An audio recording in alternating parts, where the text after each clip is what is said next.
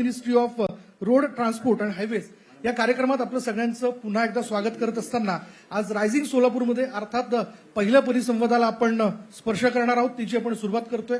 त्यासाठी smart city सोलापूरचे CEO Gopichand Kadam sir आपल्यासोबत उपस्थित आहे. सर, नुकताच पदभार आपण स्वीकारलेला आहे, पण एकूणच सोलापूरवरती जर आपण एक बर्ड व्ह्यू टाकला, म्हणजे वरच्या आकाशातनं जर आपण बघायचं म्हणलं तर कसं वाटतं तुम्हाला सोलापूरचा विकास कसा होतोय, कशा पद्धतीने तो व्हायला पाहिजे?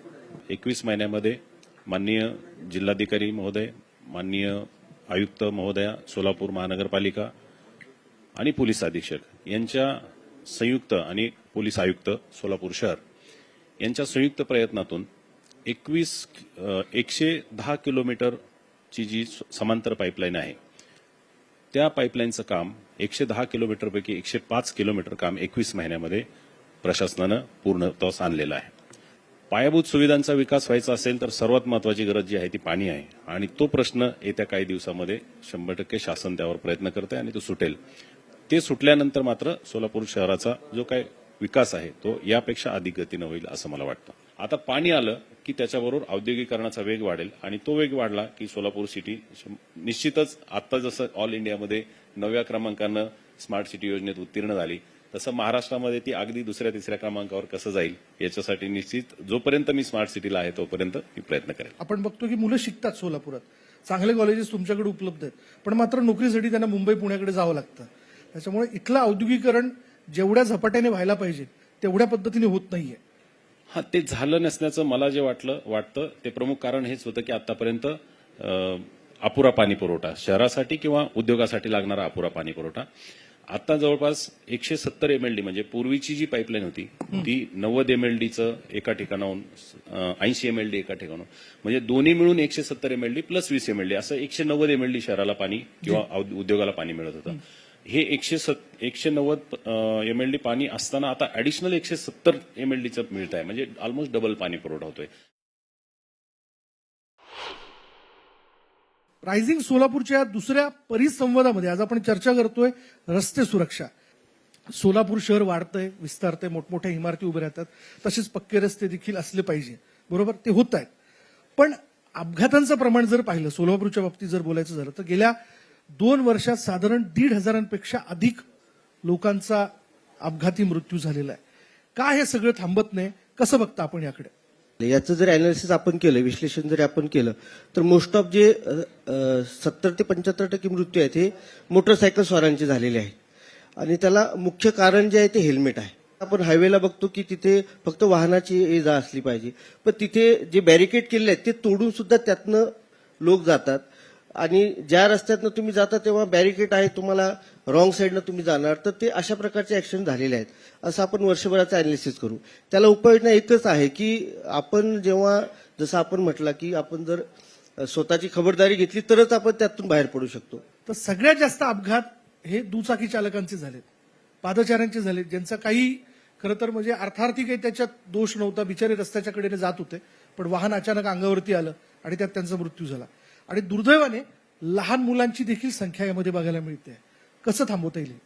आपण जे म्हणालात की वेगाने तरुणाई जी आता मोटरसायकलवरून जात आहे, या तरुणाईला वेगाशी स्पर्धा करायला खूप आवडतं, परंतु ही स्पर्धा करत असताना ते हे विसरतात की आपल्याला काही नियम आणि बंधनही घालून दिलेली आहेत. जसं की सरांनी आता सांगितलं की हेल्मेट घातलं पाहिजे, ही साधी गोष्ट आहे. सारंग, आता तुम्ही रोड सेफ्टी कमिटीवरती स्वतः सदस्य आहात, काम करता आपण या विषयाला घेऊन, आपण कसं बघता या सगळ्या सत्राकडे? आजकालची पिढी ही 10,000चा मोबाईल घेतला तर त्याला ते गोरिला ग्लास वगैरे टाकतात, बॅक साईडला कव्हर टाकतात. फार साधा आणि उत्तम उदाहरण दिलं तुम्ही. घरगुती उदाहरण दिलंय मी. का तर तो 10,000चा मोबाईल खराब होऊ नये. पण तुमच्या आई वडिलांनी कष्ट घेऊन तुम्हाला लहानाचं मोठं केलेलं आहे, तर तुमच्या जीवाला किंमत नाहीये का? हा पहिल्यांदा विचार त्यांनी करणं फार गरजेचं आहे. आणि दुसरा महत्वाचा मुद्दा, जर तुम्ही सीट बेल्ट घातलेला नसेल तर व्हिजिटमध्ये आम्ही असंही पाहिलेलं आहे की त्या मनुष्याची पुढच्या काचेला जे डोक्याची धडक बसते त्याच्यामध्येही जीव गेलेले आहेत.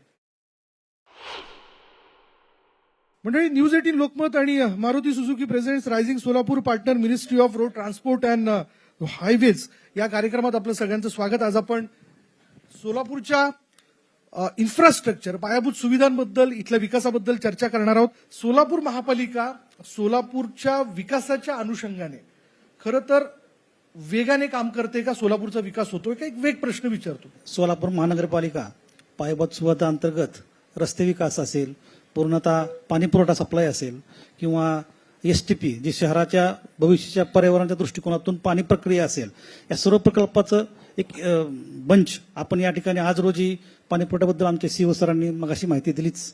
रस्ते विकास देखील आपण अमृत योजना असेल, राज्य नगरोत्थान योजना असेल, या विविध योजनेतून आपण विविध रस्त्यांचा विकास आपण पाहतोय. तसंच रोड सेफ्टीबद्दल देखील मगाशी सरांनी मुद्दा उपस्थित केला. त्यात देखील आपण पूर्णतः झेब्रा क्रॉसिंग असेल, या छोट्या छोट्या गोष्टीचं देखील नियोजन करण्याचं काम हे मनपा आमच्या स्तरावरती करत आहे साहेब. विकासाचा मुद्दा असला की मला असं वाटतं नुसत्या प्रवक्ता म्हणून नाही, पण नागरिक म्हणूनही आपलं म्हणणं, आपण महिला म्हणून आपलं म्हणणं मांडत असता. कसं बघता सोलापूरच्या या सगळ्या आतापर्यंतच्या विकासाकडे? सोलापुरात पाण्याचा वार असतो. सोलापुरात पाण्याचा पाण्याचा वार वार असतो. बरं. आणि सोलापुरात पाण्याचा वार हा तिसऱ्या महायुद्धापेक्षाही आमच्यासाठी जन्ममरणाचा प्रसंग असतो. आणि ते एका महिलेला खूप चांगलं कळू शकतं. आणि त्याच्यामुळे आमचा हा प्रयत्न राहील, कोणावरतीही आरोप प्रत्यारोप करायचे नाहीयेत, पण आमचा हा प्रयत्न राहील की समांतर जलवाहिनीचं काम लवकरात लवकर पूर्ण व्हावं आणि सोलापूरकरांच्या जीवनातला हा पाण्याचा वार हा कायमचा हद्दपार झाला पाहिजे, अशा पद्धतीचा प्रयत्न आम्ही सगळ्यांनी मिळून केला पाहिजे. एक सोलापूरची नागरिक म्हणून माझं हे स्वप्न राहील की आज माझा सोलापूरचा युवक हातात डिग्री घेऊन पुण्याला जातो, पण मुंबईचे युवक नोकरीसाठी ज्या दिवशी सोलापुरात येतील ना, त्या दिवशी आम्ही समजू की तो सोलापूरचा विकास झालेला असेल. वा. आता सध्याला सोलापूरमध्ये सगळ्यात मोठा चर्चेचा विषय आहे की इथलं विमान कधी उडणार. काय नेमकं म्हणजे काय तुम्ही पाठपुरावा केला असेल, कुठे अडलंय असं वाटतं तुम्हाला? विमानसेवा चालू करताना आम्हाला आढळलं की काही अडथळे इथे त्याच्यासाठी आहेत. मग ते अडथळे काढण्यासाठी आम्ही प्रयत्न केला. ते अडथळे काढण्यासाठी आम्हाला 3 वर्ष लागले. दुर्भाग्य असं आहे की आम्ही अडथळे काढण्यासाठी प्रयत्न केला, पण एकही सोलापूरातला नेता आमच्याबरोबर न आला नाही आणि ज्यांनी अडथळा केला त्याच्या पाठीचे सगळे नेते उभारले होते. हे दुर्भाग्य आमच्या सोलापूरचं.